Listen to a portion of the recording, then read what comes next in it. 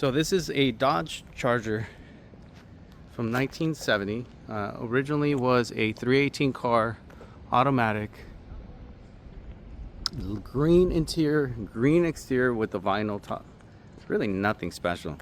The guy who probably owned it decided to do a swap and to redo the car, so the whole interior was completely out. There was nothing there. There was nothing in the engine bay with the exception of a Dodge. It was actually a Ram V10, I believe, and it was complete garbage. So we just took that out and completely did everything top to bottom. Starting with the outside, if you notice, the car is absolutely super straight. Now, being black, you can't hide really a lot of things, right? And this car is about 5 inches wider than stock, 2.5 inches per side.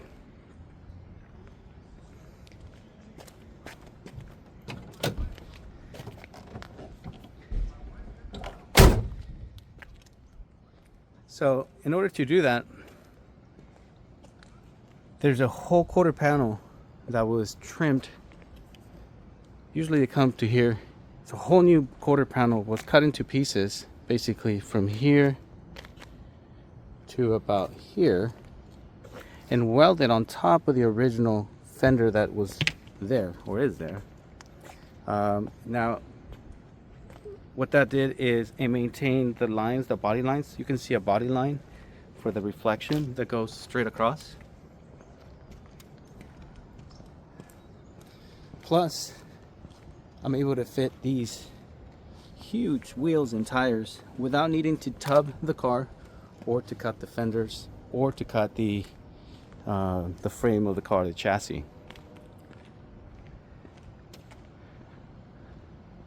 Now, because this car originally had a vinyl top, and I did not want to do a vinyl top, just old school, I did a carbon fiber overlay, and this is real carbon that had been overlaid over the roof. The whole roof is there, and blended onto the rest of the body.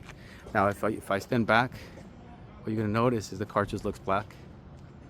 So I wanted to see if I can make this look black, and then obviously up close notice that it's carbon. So it does have some black candy paint over the black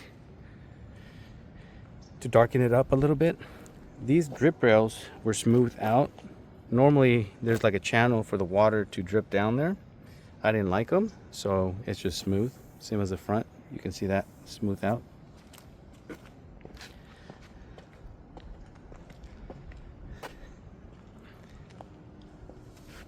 Now, this grille is the original 1970 Dodge Charger grille with the Hellcat emblem. These doors for the headlights do go up and down when you turn on or off the headlights.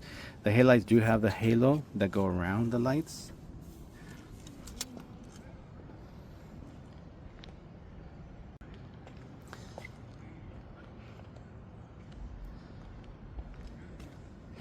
This is how you would put fuel.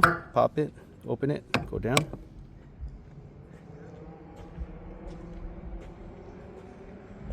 One cool fact about this car is that the paint has so much clear coat that it also has the stripes underneath the clear.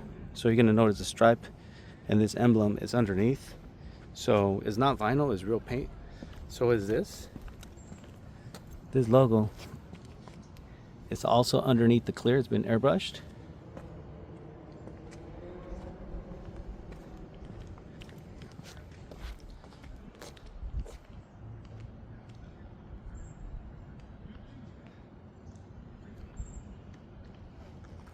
All right, now as for the back, there is another Hellcat emblem there. And you'll see that it has this trim piece that's super hard to get. It's about 500 bucks if you can find it. So hard to find. All right, now let's go into the trunk. It's got a couple party tricks here. So I wanted to make sure this car was very, very, very simple. In order to do so, the air suspension needed to be, I'm going to use cleaned up a little bit. So Ridetech does make this super cool system, and it's very, very simple and clean. Everything is contained within this pod. It's called Ridetech AirPod. I'm going to remove it. So there it is. So there is 2 pumps, 1 tank, and all your switches. Everything's contained within the system. And I'll show, once I go inside the car, I'll show you how it works. Behind here, you're going to see the subwoofers. These are Kenwood Acceleron subwoofers. The one in the middle is not connected. The reason why is because behind it is where a lot of the electronics are housed, including the battery of the car. So I needed the room. So that one is technically fake, I guess, if you want to use the word fake. This one and this one, behind it there is a base tube that goes across behind the rear seat.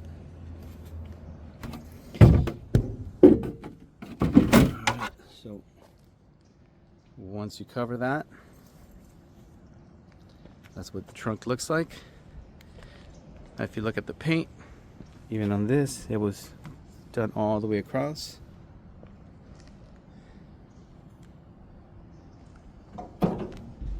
And if you close it, just like your normal car. All right.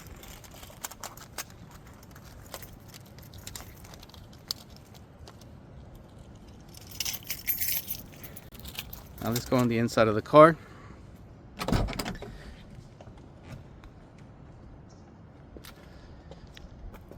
All right, so this is a completely custom interior. I don't think you'll find anything like this anywhere.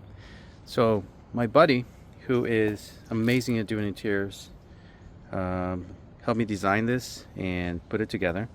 So some pieces are vinyl. So for example, this piece is vinyl, this is leather.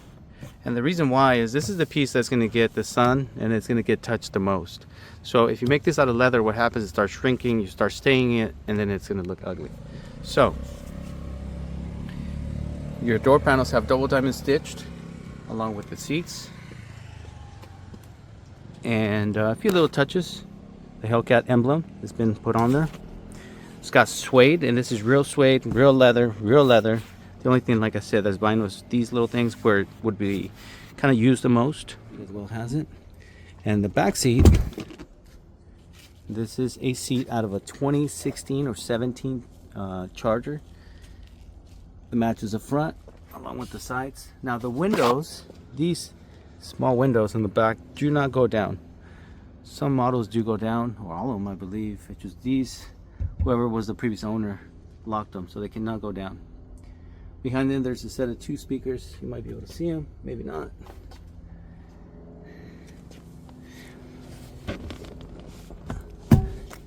All right, here's what's cool. That's the dashboard from the 2016 Hellcat, along with the starter button, the screen, the center console, and the steering wheel. Now, this is the original dashboard from the 1970 Charger. So what I did is I blended the screen and the gauge cluster, so it's old looks with new technology. All right, so if you're turning on the car, you got to choose whether you want 500 horsepower, 700 horsepower. Once you know that, what you're going to do, first you're going to turn on the fuel pump. And then all you got to do is just press on the button. Voila, the car's going to start. Just like a normal car would. If you want to lower or raise the car, you use this controller or your phone, use the app. So right now it's always starting in the middle position, meaning it's drivable. If you want to go higher, like you got a driveway, you can always go higher. Or if you want to let all the air out, you press down and it's going to go down to the floor. You got your gauges, start button. Obviously this is an old car, but it does have the gauge cluster. It does have the infotainment system. It's got the original Charger headlight switch from a 16 Hellcat. Center console, again, this is how you control the radio. The gauges work, so if you notice, they do move.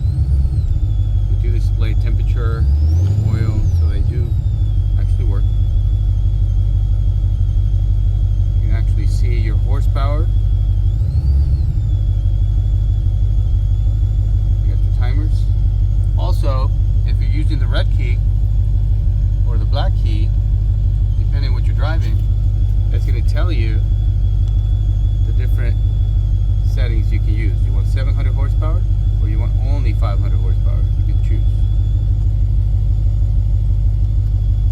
So you can customize your options. You can change your race options. Obviously, this one doesn't have all the perfect setup, like it doesn't have launch control, but its shift light does give work on your dashboard. So in other words, the system does work. You can use your Bluetooth. I was just getting called. Navigation, I'm not really sure. I haven't tried to see if it works, but it should all be there. Got your launch control here, which you don't use, but if you press this SRT button, it gives you that screen, which is your performance screen. So, in other words, here's your driving screen. Press SRT button. Gives you this. You can change between 500 or 700 horsepower. Your choice. There is no traction control, so this will never work. And their AC is not connected. I guess you could if you wanted to. Here's your window switches. It's got electric windows that do work.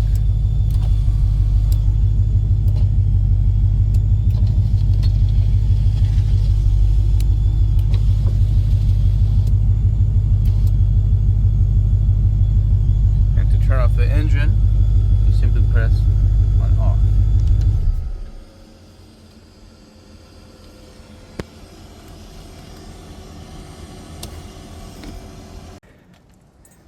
And what I got here is a 707 horsepower Hellcat motor out of a 2016 Challenger with an 8-speed automatic transmission.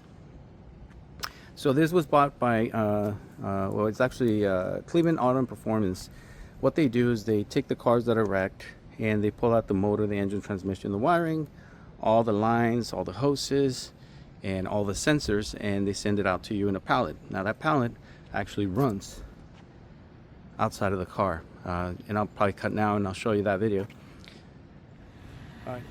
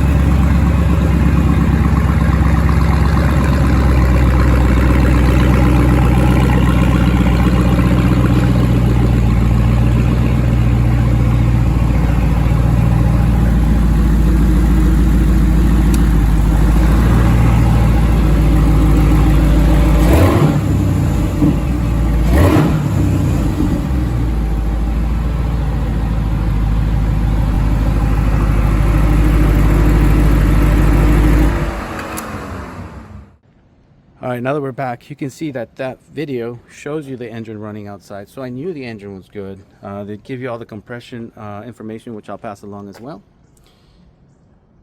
And the cool thing about it is because it has everything that goes along with the car, everything works in this car. So you got a black key that gives you 500 horsepower. You got a red key that gives you 700 horsepower. It also has all the electronics. You don't have to worry about, you know, trying to tune it, trying to do this or that. This car is complete. It'll run like a normal car. All you gotta do is put gas and go.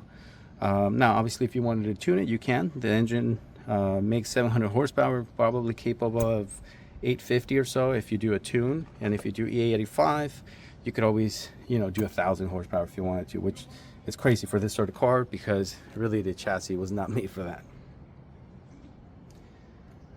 If you're asking yourself what that is gold foil. Basically repels the heat. There is no air conditioning. The air conditioning pump is in there, so if you wanted to put air conditioning in this car, you could.